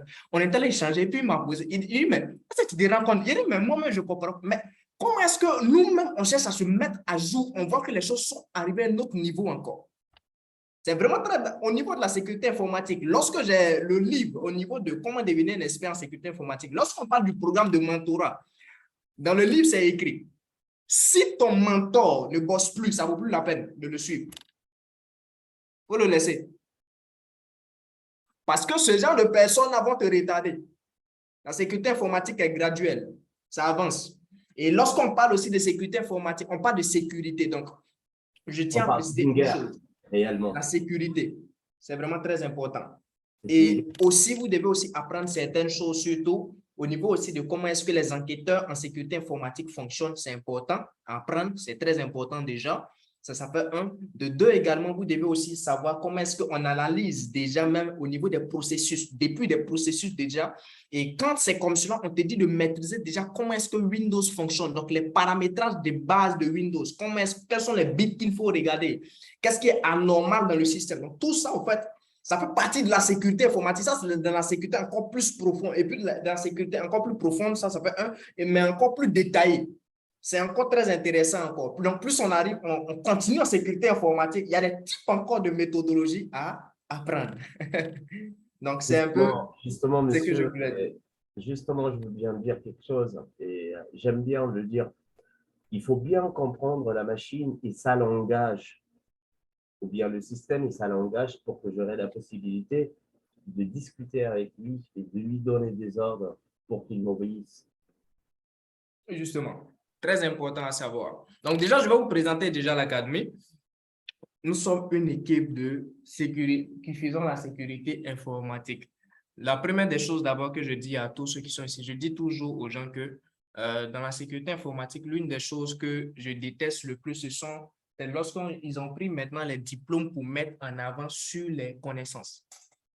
On remarque aujourd'hui que tu vas voir une personne qui a le CEH, il y a beaucoup plus de diplômes. Le CEH, nous l'avons, hein, ça, c'est pas mauvais de l'avoir. Voilà, je tiens à préciser ça. Mais il a des diplômes, il a des trucs. Mais vrai, on le dépose dans un réseau d'entreprise, il ne peut même pas scanner. C'est dangereux. Vous l'avez bien précisé, merci. Parce que moi, personnellement, je n'ai jamais eu de diplôme en informatique. Mais en termes de connaissances, vous êtes trop avancé. Franchement. Je Juste tiens pour à dire ça, en ne fait. pas, voilà, ne pas vous engager à payer d'argent et à perdre votre temps, que vous avez une académie et des académies sur Internet qui sont disponibles pour votre service. Et essayez de, pas de comprendre, mais de maîtriser et de pratiquer ce que ces académies sont en train de vous montrer et de vous dire. Je prends un cas simple. Lorsqu'on parle de la cartographie, ça c'est un niveau bas. Il y a des types de niveaux. Celui qui l'a écrit, M. Adja, vous devez arrêter. Hein. N'écrivez pas sur mon écran.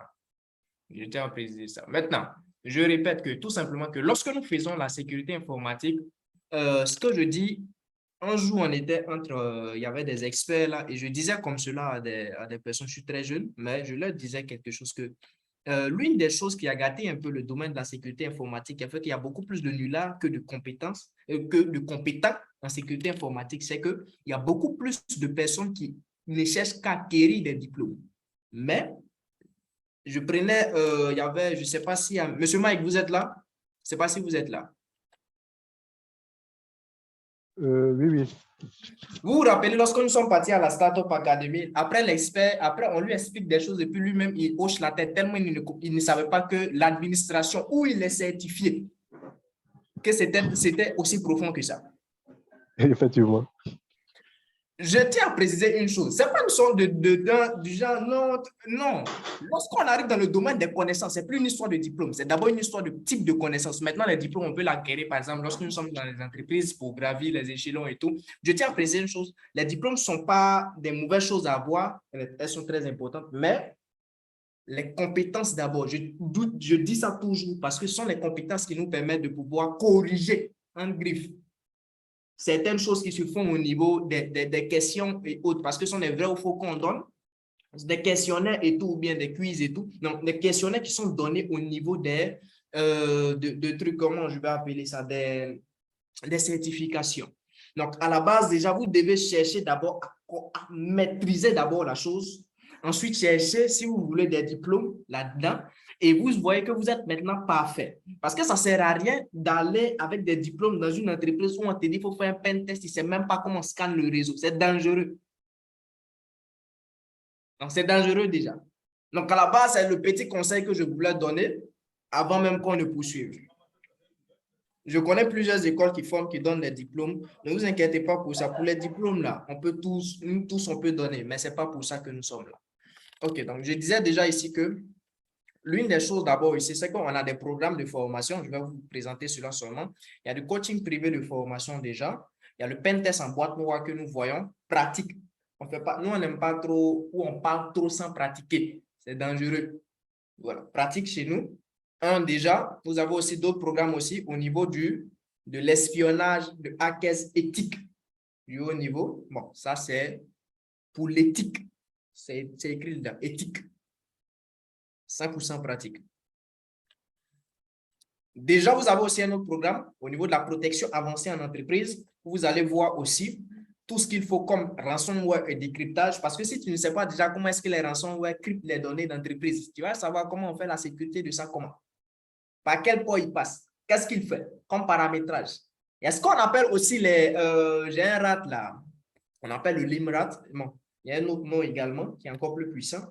Je ne suis jamais, surtout pas sûr si ce n'est pas dans un cadre de pen test d'entreprise.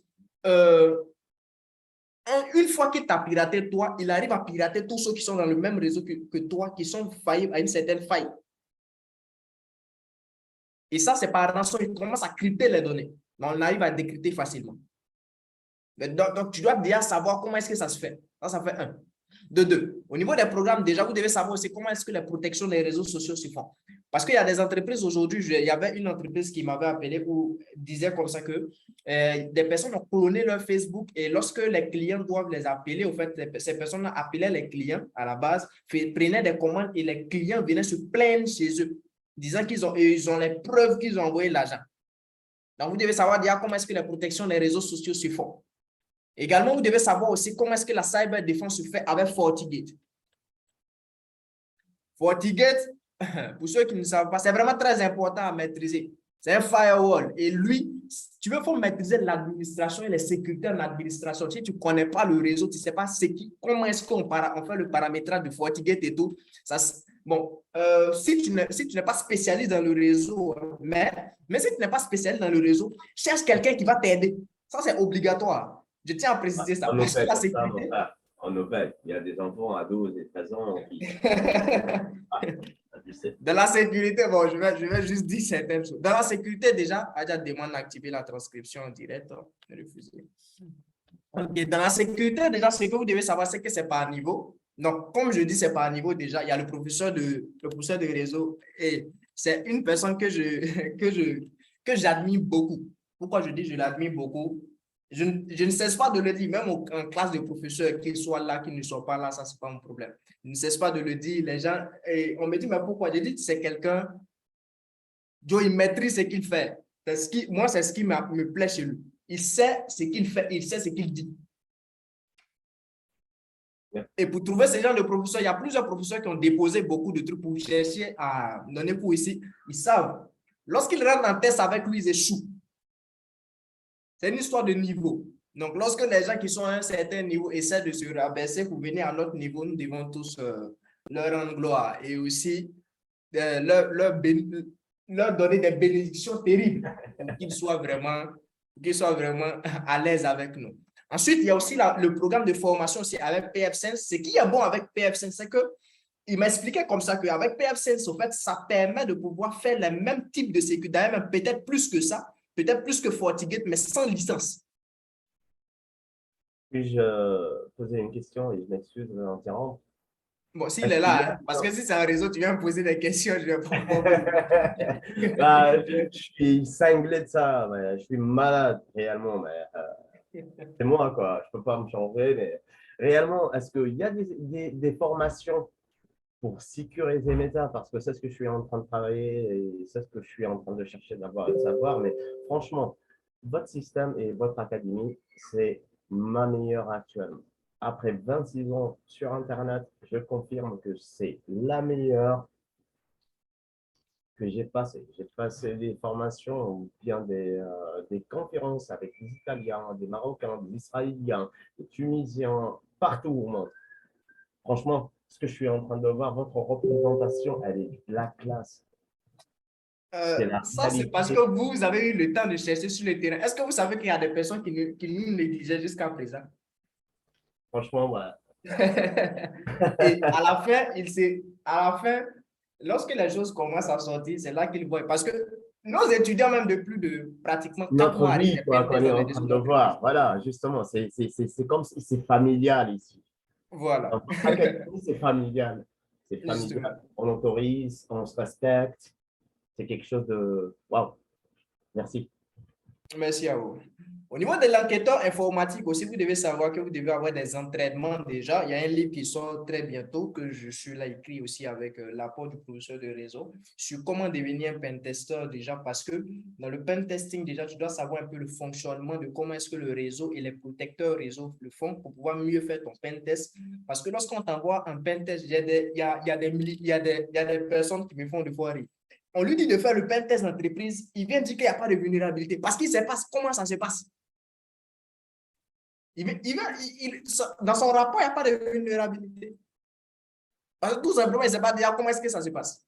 Justement, pour ne pas se faire en ils ne veulent pas dévoiler leur secret, mais à la base, ce n'est pas un secret.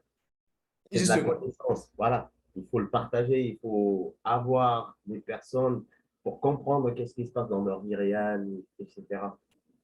Justement. Donc, dans l'enquêteur informatique, on va vous apprendre un peu comment est-ce que, si vous êtes par exemple dans l'armée, ça vous permettra aussi, je ne sais pas s'il y a quelqu'un ici qui est dans l'armée, mais si vous êtes par exemple dans l'armée, ça vous permettra aussi de pouvoir voir un peu comment est-ce qu'on arrive à trouver des informations sur une personne via les numéros de téléphone et tout, et aussi à trouver, on va développer là-dedans des technologies qu'on peut utiliser ici en Afrique, adaptées aux Africains, pour voir comment est-ce qu'on peut chercher à pouvoir tracer les personnes plus facilement. Mais il y a deux types déjà qui sont déjà là, mais il y a un autre type qui est encore plus avancé sur lequel nous sommes là à travailler actuellement. Mais je pense que ça va pouvoir faire l'affaire au fur et à mesure. Donc, dans l'enquêteur informatique, on va vous apprendre aussi à être des analystes aussi. Parce que dans l'enquêteur informatique, ce n'est pas seulement de pouvoir trouver des informations, des trucs de ce genre-là et tout. Mais c'est aussi dans l'enquêteur informatique, surtout dans la protection plutôt avancée. Voilà, je tiens à préciser, ce n'est pas dans l'enquêteur informatique, c'est dans la protection avancée. On vient de me signaler ça. Dans la protection avancée, c'est surtout apprendre, je dirais ça, surtout apprendre à pouvoir analyser des systèmes, à pouvoir comment est-ce qu'on fait la sécurité de ces systèmes-là et comment est-ce qu'on arrive aussi à pouvoir tout simplement nettoyer des systèmes et dans les cas d'urgence, comment est-ce que ça fonctionne. C'est important à savoir, nous, en tant que pentester, de voir comment est-ce que les réseaux fonctionnent et de pouvoir sécuriser parce que j'annonçais cela, ça avait fait pratiquement 4 mois maintenant. Je disais ça que la sécurité informatique va commencer à prendre de l'ampleur à un niveau où on ne pourra pas contrôler. La sécurité informatique va commencer à prendre de l'ampleur à un niveau où on ne pourra pas contrôler. Je disais cela. Et actuellement, les Américains ont fait sortir que d'ici les 5 ans là, il y aura 35 millions. Et au niveau de l'Afrique, c'est encore plus dangereux parce qu'au niveau de l'Afrique, ça va aller jusqu'à... Ce sont les meilleurs, ce sont des cons. C'est pour cela qu'ils nous payent pour sécuriser leur vie. Justement. Voilà. Donc, à la base, déjà... Tous les programmes, ils sont bien créés par des Africains et ils sont en train de payer ça. Voilà. Justement. Ils n'ont pas des compétences, c'est tout.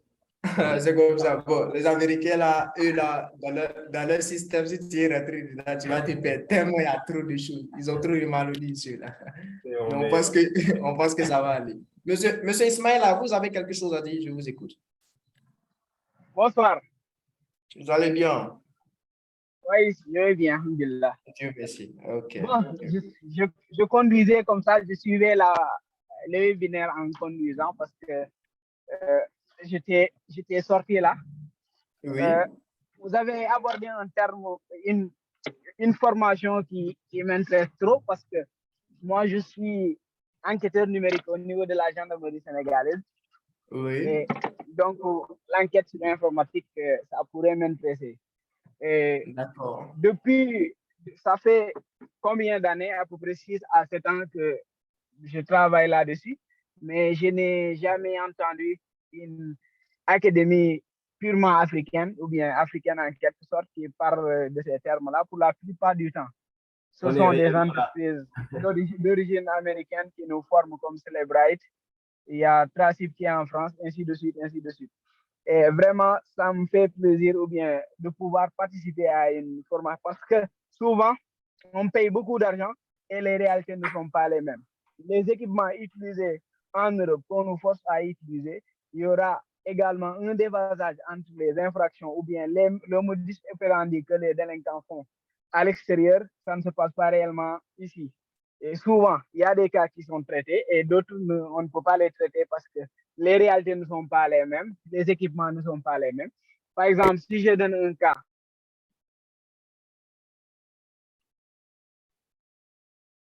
OK, donc je disais déjà qu'au niveau de l'Afrique et de l'Europe, ça change un peu, vous devez le savoir. Parce que la plupart des gens veulent suivre des formations européennes en Afrique. C'est un peu comme quelqu'un qui... Quand tu as ton système en Europe, garde ça en Europe, ne viens pas avec ça ici en Afrique. Ça passera pas. Je suivais tout à l'heure une femme qui voulait lancer... Je suivais une femme tout à l'heure qui voulait lancer une formation, et plutôt non, du genre des salles de ménagères où elle a mis plus de 11 millions là-dedans. Et dans ça, en fait, qu'est-ce qui se passe? Du genre, elle veut envoyer le système européen où les gens viennent, les ménagères viennent 1 heure, 2 heures, ils s'en vont. Non, ça ne marche pas ici en Afrique. En Afrique, on dit qu'il faut dormir à la maison. Donc, quand tu n'as pas, en fait, il y a des formations. Si ce n'est pas adapté aux Africains, ça ne passera pas. C'est un peu comme des formations de traçage et tout. Si ce n'est pas adapté africain, ça ne passera pas parce que tu auras l'impression que tu es en Europe. Les outils qu'ils utilisent sont adaptés au système. L'Europe a plus de 100 ans de plus que nous, surtout dans le domaine du TIC. Donc, on doit savoir sur leur système ou bien leur machines qu'ils sont en train d'utiliser, ils sont fabriqués ici en Afrique. Il ne faut pas oublier. Bien évidemment. Voilà. Mais ils utilisent nos ressources. Les Africains, ce sont les meilleurs. Oui, et souvent même, c'est ce qui se passe sur l'exploitation des téléphones qu'ils utilisent. Vous savez qu'en Europe, pratiquement tous les téléphones qu'on utilise là-bas sont des téléphones authentiques. Vous venez en Afrique comme au Sénégal, il y a énormément de téléphones chinois. Que souvent, si vous utilisez les outils de Celebrite, ainsi de suite, pour rechercher une preuve, souvent, il y aura un sérieux problème à pouvoir même exploiter ces téléphones qui ne sont pas authentiques. Et voilà, donc ça me fait plaisir vraiment de partager avec vous. Et je suis prêt également à suivre ces genres de formation. De toute façon, OK. Donc, déjà, pour cette classe de formation que je viens de donner, c'est seulement pour, je vais aller encore plus vite parce que là, on a un autre programme à faire. C'est seulement que c'est même pas cher, c'est à 1 million. D'autres vont m'insulter. Mais c'est pas cher, c'est seulement à 1 million parce que par rapport au contenu, il y a, par rapport au contenu, déjà même le PF5 seulement, avec le FortiGate seulement, c'est pratiquement à 1,5 million. Sans la certif. Je précise ça. Et sans oublier qu'on ajoute tout ça. En dollars ou ça donne quoi en dollars? Déjà en dollars, ça nous donne une somme de. Bon, il faut bien préciser parce que toutes les personnes qui sont en train de travailler sur Internet avec le Justement. compte américain, Donc, ça fait tout simplement 1820 dollars tout simplement. C'est pas assez compliqué ou compliqué pour en des termes spammers, de connaissances. ça fait pas un problème s'il y a un gateway, on peut payer ça. Hein. Et même, on peut majorer ça. En crypto-monnaie, pareil. Il n'y a pas de problème. On va revoir ça au niveau de la crypto-monnaie. connaissance, Ça sera encore le plus mieux. savoir-faire. Et vous êtes en train de pratiquer le savoir-faire. C'est ce qui est Justement. bien. Bien. Au niveau aussi de la rentrée académique, ici, vous devez savoir une chose, c'est que au niveau de la rentrée académique, on va commencer avec les hacking les fondamentaux. Donc, pour ceux qui n'ont pas de connaissances dans le domaine, je tiens à préciser, pour ceux qui écrivaient, la dernière fois, je me suis connecté au niveau du téléphone de l'entreprise et tout, et j'étais là à lire un peu certaines choses qui sont, non, mais est-ce que, non, écoutez, on commence dès la base déjà, pour vous jobber jusqu'à un certain niveau. Donc, ça, c'est d'abord ce que nous faisons. Ça fait un. De deux, déjà, nous avons le hacking avancé que nous faisons là-dedans. Nous voyons aussi comment est-ce que nous allons travailler sur le hacking d'experts aussi, les tests d'intrusion mises en situation d'audit pratique également. On voit aussi comment est-ce qu'on mène des situations d'audit en entreprise aussi. Donc, on vous apprend déjà comment est-ce que, par exemple, l'accès à distance, il y a des paramétrages à savoir. Donc, tu dois savoir que le DNS va te permettre de pouvoir faire ceci. Le DNS, il faut savoir utiliser tel outil plus tel outil pour pouvoir aboutir à telle chose. Les gens qui sont ici, ceux qui sont, je ne sais pas s'il y a M. Tchalim qui est là, s'il est là, qu'il se signale. S'il n'est pas là aussi, il n'y a pas de problème. Mais déjà, à la base, il y a un utilitaire que les Africains aiment utiliser pour avoir l'accès à distance. Ça ne passe plus en Afrique. Comment est-ce qu'on arrive à pouvoir faire ça? C'est compliqué. Donc, déjà, il y a certaines choses, il y a des connaissances qu'on a eu à développer pour vous permettre de pouvoir avoir des types de connaissances précises pour pouvoir tout simplement aboutir à la sécurité informatique et maîtriser beaucoup plus de choses. Donc, on va aller là-bas. On va aller aussi dans la sécurisation Windows. On va discuter là-dessus. On va voir aussi comment est-ce que les ransomware et les GSM hacking se font aussi. Donc, aussi, vous allez étudier l'administration avec nous, l'administration serveur 2008, 2012, 2019, 2022. Tout ça dans la formation. Ce n'est pas comme si c'est d'autres types de formations que vous allez faire encore. Ensuite, vous aurez aussi comment est-ce que les réseaux d'entreprise fonctionnent avec le professeur de réseau, CCNA, CCNA, CCNA, CCNA. Vous aurez tout ça également dans la formation encore. Donc, vous aurez aussi, c'est seulement que pour ceux qui veulent, pour ceux, par exemple, qui veulent être embauchés après à l'académie, parce que les professeurs de l'académie aussi bénéficient de certains types de connaissances également qu'on leur donne au corps, parce que si tu n'as pas de connaissances supérieures, tu ne peux pas prendre l'inférieur. Donc, c'est un peu ça. Mais pour être embauché à l'académie, tout simplement, c'est... Voilà, c'est tout simplement... C'est tout simplement à 480 000 francs, payable sur 6 mois, tout simplement. Maintenant, pour ceux qui, par exemple, qui n'ont pas trop les moyens, ils peuvent souscrire à 350 000 francs sur 6 mois, d'autres 200 000 francs sur 3 mois et d'autres 100 000 sur 2 mois. Ça dépend de ce que tu veux faire et des objectifs que tu t'es fixés. Voilà. Ensuite, il y a les formations de souscription. Ça, c'est pour ceux qui n'ont pas vraiment les moyens parce que on allège tellement les choses pour que les gens puissent faire, pour que les gens puissent s'entraîner. Parce que la sécurité informatique, c'est un peu trop cher.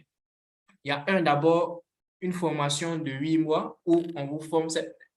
Voilà, je tiens à préciser. Ne regardez pas 6 mois et puis 8 mois. Et puis vous allez dire que non, formation de 8 mois est plus performant que 6 mois. C'est le contenu, ce n'est pas la durée. Donc, D'ailleurs, même en formation de 6 mois, vous faites tout ce qui est de 8 mois, on peut réduire ça même à 3 mois, ce n'est pas un problème. Mais vous êtes vous en train permet de payer. pousser les bases. Voilà. Vous C'est êtes un peu des- ça. Sinon, ce n'est pas une histoire de genre, une histoire de durée. Si vous regardez ça, vous allez vous tromper grave. Donc, il y a d'abord ça, 25 000 par mois pendant les 8 mois où vous êtes coaché par un professeur également au niveau de l'académie qui va vous montrer un peu, qui va faire avec vous les modules. Il y a aussi 15 000 par mois, mais ça, c'est pendant 6 mois. Et plutôt, non, ça, c'est pendant 8 mois, 6 mois. Et l'autre, lui, là, c'est à 4 mois, ce n'est pas 6 mois. Voilà. C'est 4 mois pour pouvoir bénéficier d'une formation. Il y a aussi le livre 2500 francs, ce n'est pas cher. Voilà. C'est comment devenir un expert en sécurité informatique en quelques mois. Là, ça sera encore plus approfondi sur certaines choses qui seront données encore dans le livre parce qu'on va encore gagner le livre. Il y a certaines connaissances qu'on a, on va encore ajouter là-dedans. On l'avait écrite, c'est déjà en vente déjà, mais vous allez pouvoir gagner encore plus de connaissances là-dedans. Il y a aussi comment créer, bon, celui-là, je ne vais pas dire son nom, mais un réseau d'entreprise. C'est plutôt comment créer et pentester. Voilà. Celui qui devait écrire à taper pirater, sinon ce n'est pas pirater, c'est pentester un réseau d'entreprise. Lui, il avait 5 000 francs. Lui, c'est tout simplement le livre Hacking Penetration System. C'est un livre 100% pratique. Je tiens à préciser ça.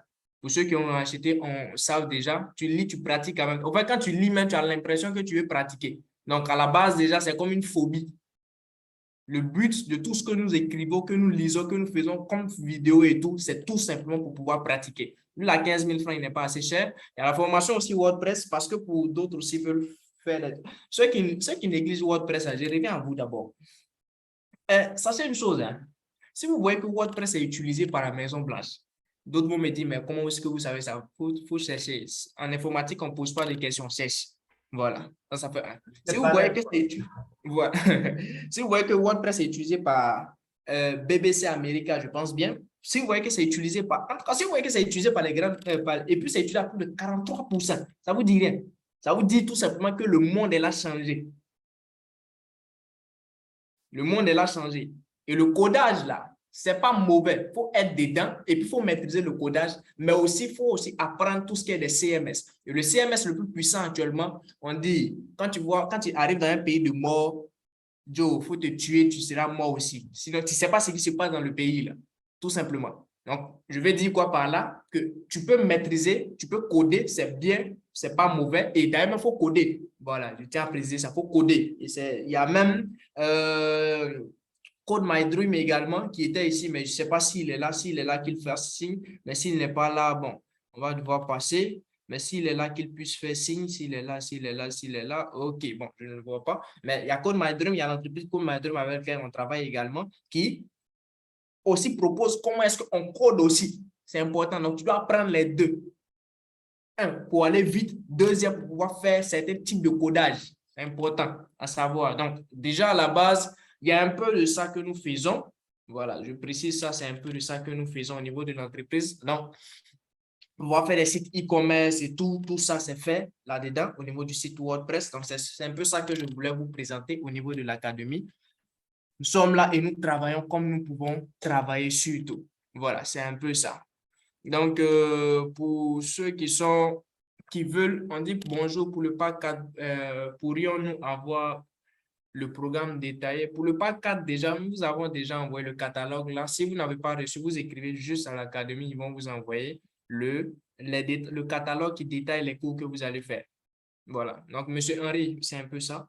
Maintenant, je vois aussi M. Zeus déjà qui me parle de certaines choses ici. Ok, d'accord. On a compris, M. Zeus. Ok.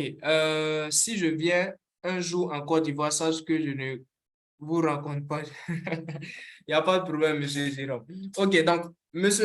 Daniel, vous êtes là. Si vous nous recevez, vous nous faites signe si vous avez des choses à dire ou bien à donner comme conseil aussi. Mais n'oubliez pas aussi, pour ceux aussi qui ne savent pas que nous sommes là, je tiens à préciser une chose. Oui.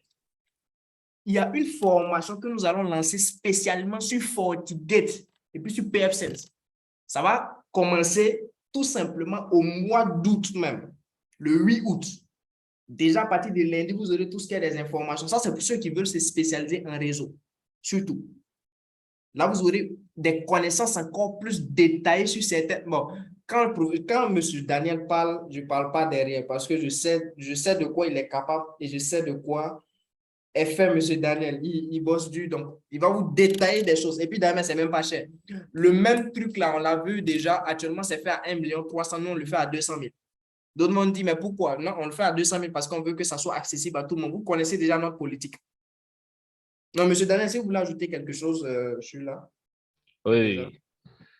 Et on ajoute plus c'est plus une formation axée à la cybersécurité défensive au niveau de l'intégration des firewalls. Et il y a la compagnie Folygate, la compagnie Folynet, pardon, qui a comme firewall Folygate, qui est aussi très performant et très demandé au sein des entreprises. Comment sécuriser une infrastructure réseau avec Folygate. Et par rapport à plusieurs demandes ou à plusieurs, comment je peux dire, offres d'emploi. Et j'ai remarqué que Folygate est plus demandé, la compétence de Folygate est vraiment plus demandée. Voilà pourquoi on organise cette formation pour permettre aux personnes qui ont quelques bases de réseau ou qui travaillent déjà dans la sécurité de connaître comment intégrer une solution de sécurité comme le UTM, comment configurer des antivirus réseau, voyez, et pour qu'il n'y ait pas compromission au sein de réseau. Et il y a aussi PF5. Et non, dans Folygate, on va faire la configuration de VPN, comment avoir accès à un réseau d'entreprise à distance. Par exemple, vous travaillez en télétravail et tant qu'administrateur, vous devez comment faire la configuration de VPN avec le VPN SSL IPsec. Et il y a aussi une solution qui est open source, qui est PF5. PF5, c'est une solution qui est open source, mais qui est très stable actuellement là, et qui travaille comme Folygate, mais Folygate travaille avec une licence. Maintenant, PF5 est open source. Cela veut dire que tout ce que nous faisons dans Folygate, on peut le faire dans PF5. Cela veut dire quoi? C'est un genre de parfait logiciel qui peut être booté dans un flash et installé dans un serveur. Oui, une fois qu'on l'installe dans un serveur, ce serveur-là va se comporter comme étant un routeur firewall. Oui, il va se comporter comme étant imparfait. On peut faire on peut faire le paramétrage, on peut le configurer, on peut configurer le VPN, on peut aussi installer un système de détection d'intrusion. Cela veut dire un IDS ou un IPS pour arrêter ou atténuer toute attaque venant de l'extérieur et en nous envoyant des messages de log. Cela veut dire... Monsieur Daniel, vous travaillez contre nous, là.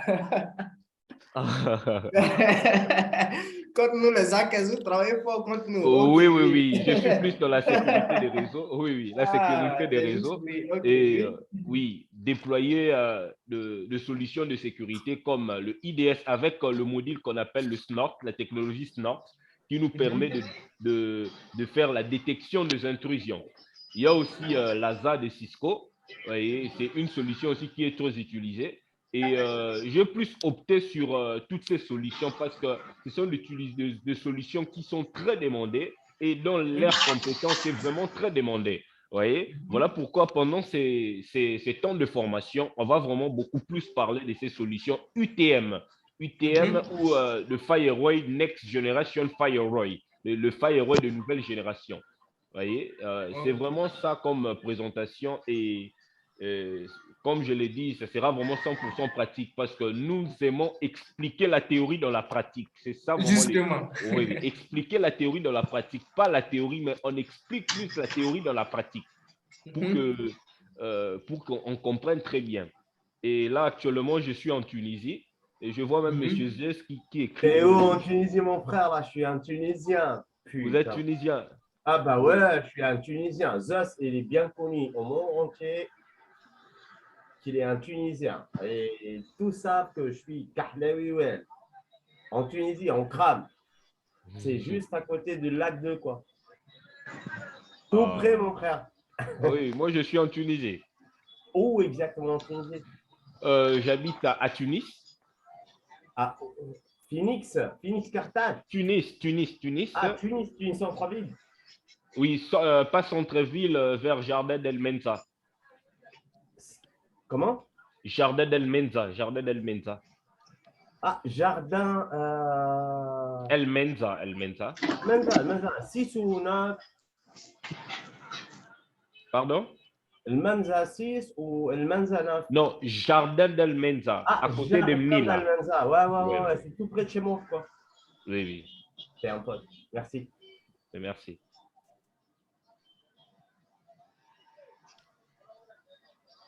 Oui, Donc, monsieur, déjà, j'ai fini.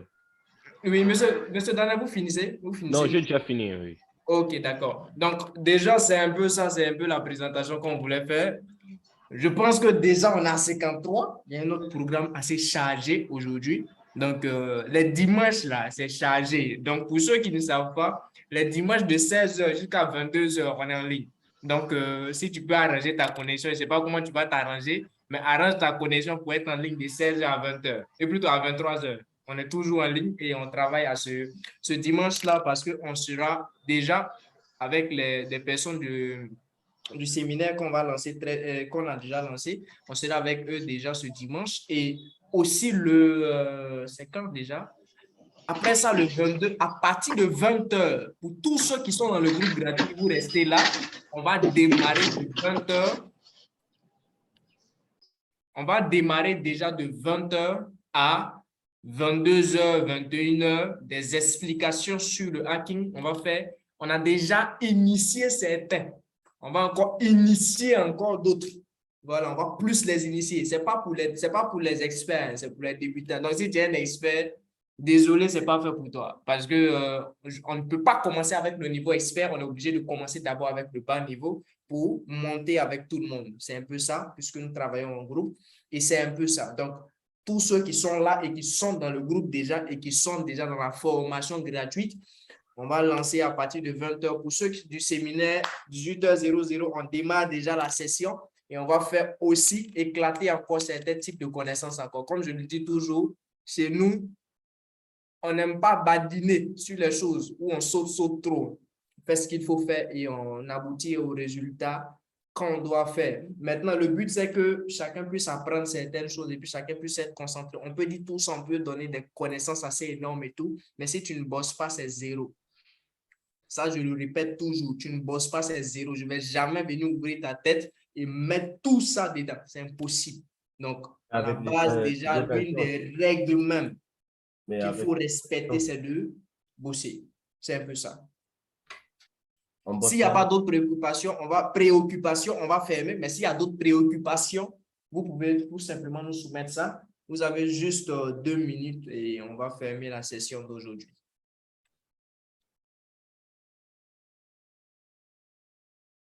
OK, donc déjà, je dis merci à monsieur Daniel qui a... Monsieur Daniel, je pense qu'on va faire des fois des conférences comme ça. D'habitude, je suis seul ou bien vous êtes seul, mais je pense qu'on va, on va se mettre ensemble maintenant pour faire des conférences comme ça. Mais déjà, la prochaine conférence, ça sera avec monsieur Daniel. Je serai là également, mais ça sera avec monsieur Daniel principalement. Ça sera sur le FortiGate. Donc, c'est même pas une conférence du genre, non, non.